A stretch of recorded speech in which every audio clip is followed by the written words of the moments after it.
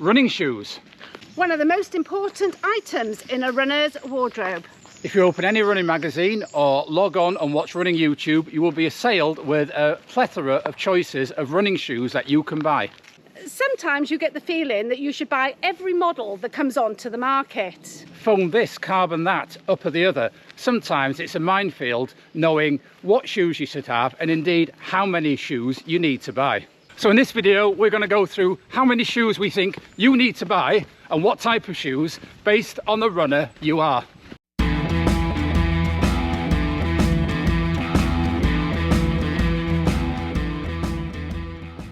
So the first type of runner we're going to think about is an occasional fitness runner. You might run once or twice a week as part of a general health and fitness program. So in that case, how many pairs of trainers do you really need? So when you get started, you probably only need one pair of general running shoes. These shoes you can just wear day to day. The daily running shoes that we tend to reach for, we have on this run. So Dawn likes the Adidas Adios Adizero Pro 2s, and I favour the Puma Deviate Nitro Elites. These are both pairs of shoes that are 2 or 3 years old now, and if you look online you can probably pick them up fairly cheap, or don't forget to look on auction sites where you might be able to find them too.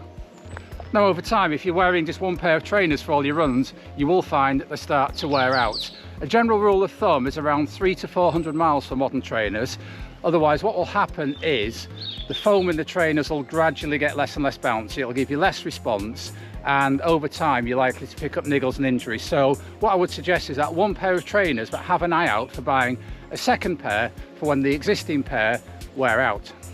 So yes, as John said, you may want to have 2 pairs of running shoes because sometimes your shoes get wet. So you may want to rotate them during the week if you run more than once a week. And if you start to pick up the running and go to 2, 3, 4 times a week running, a rotation is good because you don't want to be running in the same pair of trainers all the time, because what those trainers might do is accentuate certain footfalls which might not be good for you. So moving on from a fundamental runner with 1 pair of shoes to somebody having a rotation with 2 pairs of shoes or more is your next step in building your running shoe collection.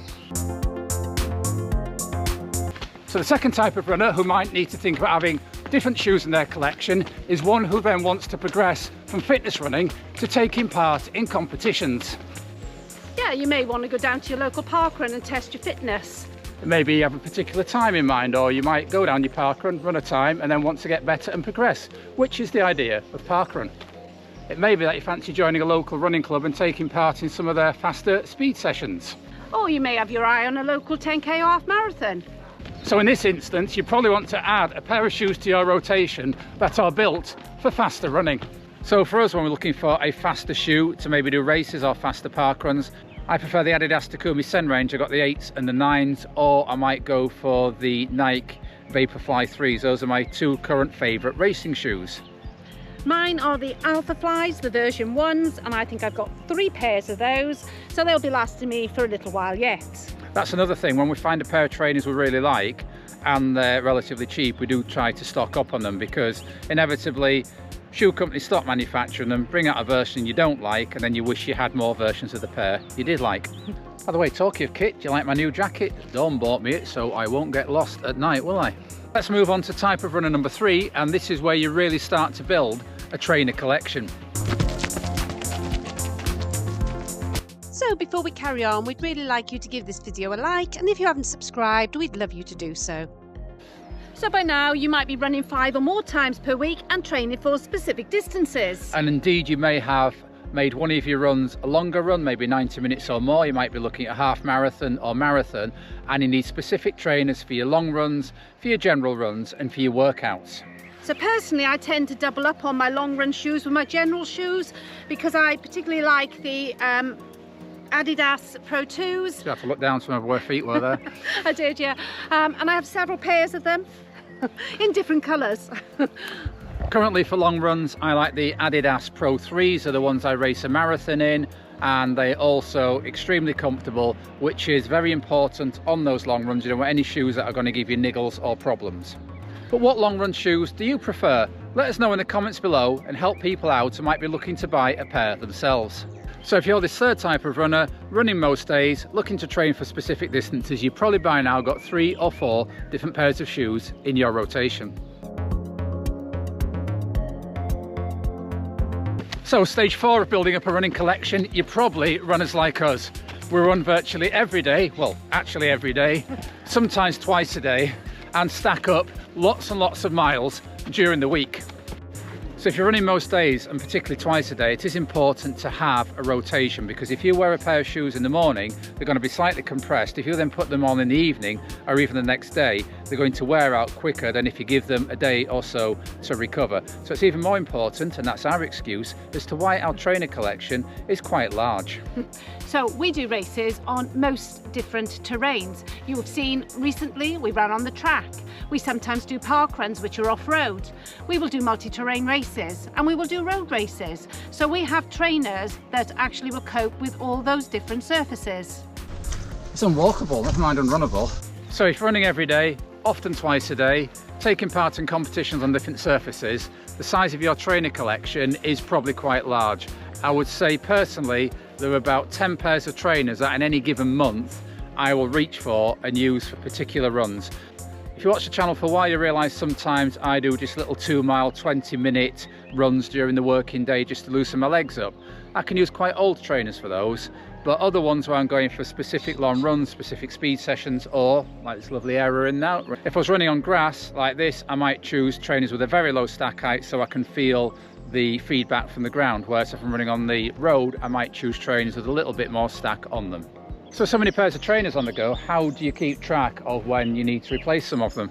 Well, some people might keep track by keeping account of how many miles they're on them. However, I don't do that. I have so many trainers on the go that I just tend to go by how they feel. So I may go out on a run and they may feel just a little bit flat, or my legs may feel a little bit achy after a few runs in them, so I realise that they're at the end of their life. And because we do run so much and have to replace trainers on a regular basis, we keep a lookout for various YouTube channels who can recommend things that are new in the trainer running market, or also bargains that are to be had where maybe last year's models are being reduced to a less expensive price. And a little tip, don't be frightened of looking on places like Vinted or eBay. You can pick up some real good bargains on there, where sometimes they've only been worn for, say, you know, 10k or even less. So by now I've escalated you onto being able to justify having 10 pairs of trainers. The fifth and final type of category we like to think about are event specialists. Now if you are running on the track, maybe as a sprinter or middle distance runner, you don't just need one pair of spikes like we have, because we don't run on the track that frequently.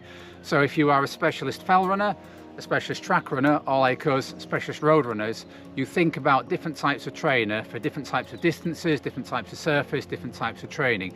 So by that means you might build quite an extensive specialist trainer collection based on the event that really you like to race in.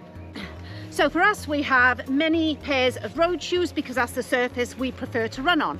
However, we do have shoes for other types of terrain, but not as many as we have road shoes. I think you've got one pair of track spikes. I think actually I won't be able to pick out a pair of track spikes in my collection because I don't do any distances on the track that would warrant it. Yeah. The shortest I go on the track is like 3,000 metre steeplechase. And believe you me, if you see that video, I think a pair of specialist trainers would be wasted on me.